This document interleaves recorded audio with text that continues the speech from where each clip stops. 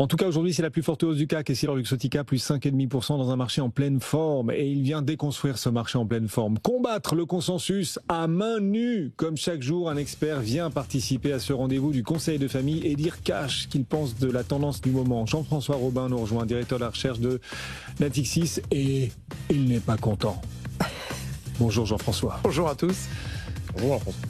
C'est vrai que les actions sont au plus haut là. Oui, on a même des records sur certains titres. Nvidia a plus de 4 000 milliards de dollars de capitalisation, on le rappelle. Mais le CAC 40 aussi progresse bien sur des plus hauts de quasiment 7 semaines. Alors que Donald Trump hausse le ton en matière de tarifs douaniers. Certains pensent que les actions ont raison, que le marché actionnaire a raison de progresser. Bah pas vous, vous dites bullshit. Vous foudroyez. Cette idée selon laquelle finalement les marchés actions font preuve de sagesse face aux tarifs douaniers. Il y a quand même une énorme incohérence. Vous avez le marché obligataire, les obligations et les taux qui sont en train d'anticiper 2-3 baisses des taux cette année et 5 peut-être plus l'année prochaine. Donc anticipant quelque chose qui ressemble à de la récession. Et de l'autre côté, vous avez les marchés actions.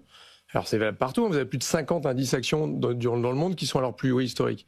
Mais vous avez les marchés actions américains qui sont au plus haut, comme s'il n'y avait pas y avoir de récession et que la croissance allait accélérer. Donc il y a quelqu'un qui a tort là-dedans. Alors, soit c'est les taux qui ont raison et que Donald Trump va reprendre la Réserve fédérale américaine. Il a annoncé aujourd'hui qu'il fallait baisser de 300 points de base, qu'il allait nommer un de ses proches à la Réserve fédérale. Mais à ce moment-là, le dollar, il doit être à 1,50 parce que s'il n'y a plus de Fed indépendante, faut surtout se méfier de la valeur dollar. Soit, effectivement, il y a beaucoup d'optimisme dans les marchés vis-à-vis de cette guerre commerciale et je pense que c'est vraiment le cas.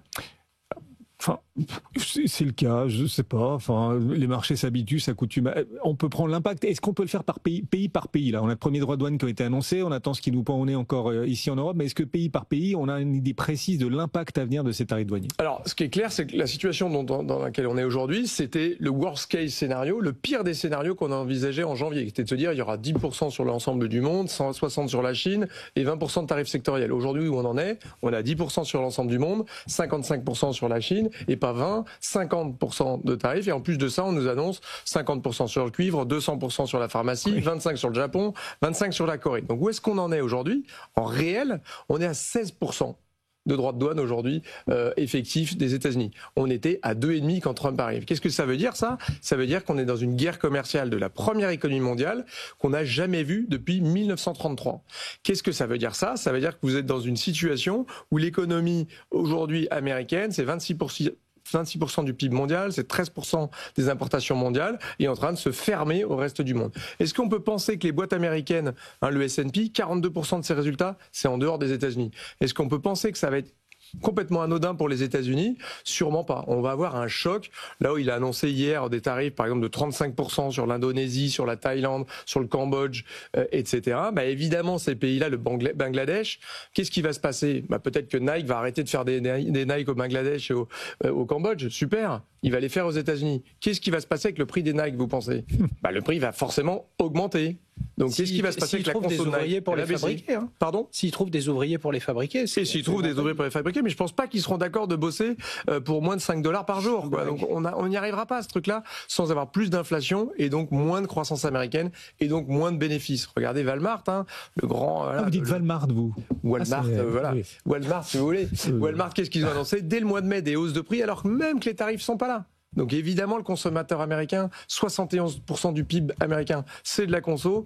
Elle va être impactée, cette consommation aux US. Donc la croissance américaine, nous on est de plus en plus confiants dans notre call que dire on va avoir 1,2% de croissance aux États-Unis, c'est assez mauvais, quoi. Si en plus de ça, vous mettez en regard de ce chiffre les 7% de déficit mis dans la balance par l'administration américaine, c'est nul comme efficacité. Même les Français font mieux, quoi. On fait 5% de déficit et on va avoir pas loin de 0,6. Donc à la fin... C'est pitoyable en fait comme investissement public aujourd'hui. Vous mettez 7%, il n'y en a jamais eu autant. Vous raisonnez à courte vue. Sûrement. Mais vous avez 7% de déficit en 2018. C'est ce qu'il vous répondrait, il vous dirait. 7% en 2025, Guillaume. 7% en 2026. Moody's nous dit ça va peut-être être 9%.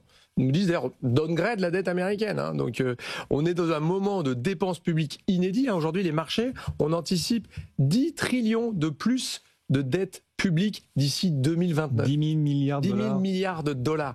On va doubler le niveau de la dette américaine par rapport à 2020. Mais qu'est-ce que ça change quand on est à 2 000, 5 000, 10 000 Enfin, c'est pareil. Eh ben, ça non, change c'est pareil. rien, Bah, ça sauf change si rien. on n'a pas confiance dans le dollar. Et là, je reviens à ma place numéro 1. Et que les taux grimpent. Et que les taux grimpent. Donc il va falloir que quelqu'un accepte aujourd'hui, soit que les taux baissent, soit que le dollar baisse, soit que les actions se calment un peu, mais il y a something has to give. On arrive quand même sur l'été, Jean-François. Là, on va avoir le mois d'août, un mois peu liquide, avec une date à échéance le 1er août si elle n'est pas repoussée. La Fed, c'est dans pas loin, c'est fin juillet si je dis pas de bêtises. Oui, 30 Oui, vous trouvez pas quand même qu'il y a pas mal de petites choses en place pour qu'on se fasse un peu peur cet été sur le marché? Moi, ce qui m'impressionne, c'est la résilience du marché. Oui, effectivement, peu de liquidité, des valorisations quand même très élevées. Encore une fois, on se rapproche du moment où Trump va devoir délivrer des tarifs. Pour l'instant, le marché achète, c'est ce que fait le marché action. Il est dans un moment put ou taco. Tout le monde pense qu'à la fin, Trump always chickens out. À la fin, Trump va faire demi-tour. Et donc, c'est le taco effect sur les marchés actions en disant, ouais, mais à la fin, il n'y aura pas ça. Mais je vous rappelle que depuis le début de l'année, les taxes, elles n'arrêtent pas de se succéder, de se superposer. Il ne fait pas machine arrière. Il fait machine arrière par rapport au 2 avril. Il nous a annoncé des trucs complètement délirants. Et on est en train de se faire balader par il est en Trump train de avec son réussir. Art of the Deal, quoi. Tout à fait. Il t'annonce 100% de taxes et puis tout le monde est content avec 10. Il est en train de réussir son coup, en fait, Jean-François, faut sur pas les marchés oublier actions. Et là, on va avoir la taxe sur l'Europe, ça va être 10, 15 ou 20%. Faut pas oublier que les exportations américaines en Europe, c'est 1600 milliards de dollars. C'est 2 fois plus que ce qu'exportent les États-Unis à la Chine. C'est 30% du commerce mondial. Pensez que ça va avoir zéro effet sur les entreprises. Je peux vous dire que c'est quand même un petit peu illusoire. Vous consommez quoi dans votre quotidien américain? Enfin, vous n'avez pas un quotidien américain. Vous n'êtes pas américain. Enfin, je ne crois pas. Vous êtes américain. Non, pas du tout. Bon, Je dis alors, Walmart, monsieur. Alors, dans les Vive la produits, France de dans René les Coty. produits que vous consommez au quotidien, il y a quoi d'américain? Pardon? Dans les produits que vous consommez au quotidien, qu'est-ce qu'il y a d'américain? Il n'y a rien. Enfin, on importe. Vous dites Je sais pas, attention, moi, je on regarde- importe. je Vous dites regarde- attention, on importe énormément des États-Unis et ça, on va souffrir. Mais vous rigolez. Enfin, qu'est-ce qu'on importe des États-Unis, Jean-François? Alors, Du GNL, un peu de GNL maintenant. Ah beaucoup de GNL, hein, c'est plus de quasiment la moitié du gaz naturel qu'on importe juste là. Mais qu'est-ce que vous regardez à la télévision, à part BFM évidemment? Peut-être qu'il y a un certain nombre de canaux qu'on utilise américains. Bon voilà, on achète de l'armement américain, on achète plein de choses comme ça. Donc le commerce bilatéral États-Unis-Europe, encore une fois, c'est 30% du commerce mondial. Vous mettez des taxes qui vont être réciproques, parce que l'Europe doit quand même pas sortir là complètement à poil. Il va falloir qu'elle ait des tarifs réciproques. Ce sera pas bon pour le commerce mondial. Ce sera bon pour aucune économie. Nous, on a révisé 80 économies à la baisse. La première révision, encore une fois, c'est celle des États-Unis. Hein. On prévoyait 2,7, on a 1,2. Mais toutes les économies mondiales vont baisser. Je parlais du Cambodge, de Thaïlande, de l'Indonésie, de la Corée, du Japon. Évidemment que ça va faire un gros choc sur le commerce mondial. Mais tout va se réorganiser aussi. Enfin, probablement, voilà. mais je pense pas forcément en faveur de l'Amérique. Julien, dernier mot, il nous reste 20 secondes. Vous pensez pas que la complaisance du marché, c'est un peu ça ce que vous dites, vous n'avez pas prononcé le nom, mais c'est ça, peut amener Trump à se montrer plus violent justement, puisque justement c'est quand le marché a commencé à lui serrer la vis qui s'est rétracté. Mais moi, ce qui m'impressionne dans la cinématique ou dans la séquence Trump là, c'est que souvenez-vous, hein, le marché action après l'annonce de ces tarifs perdait 5 trillions par jour pendant 72 heures, il n'a pas bougé d'un iota. Ce qui l'a fait bouger, c'est les bond vigilance, les marchés obligataires. D'où les espèces d'agressions permanentes désormais sur la Fed, sur Jérôme Powell, le plus bête du monde, que je devrais me nommer moi, Donald Trump à sa place, qu'il faut que Scott Bessent soit nommé dès septembre à la fois Trésor et Fed. Voilà, si on est là-dedans, les amis, on attaque le dollar et les taux vont devoir remonter. Donc on est quand même dans un moment un peu délirant, je suis d'accord avec vous.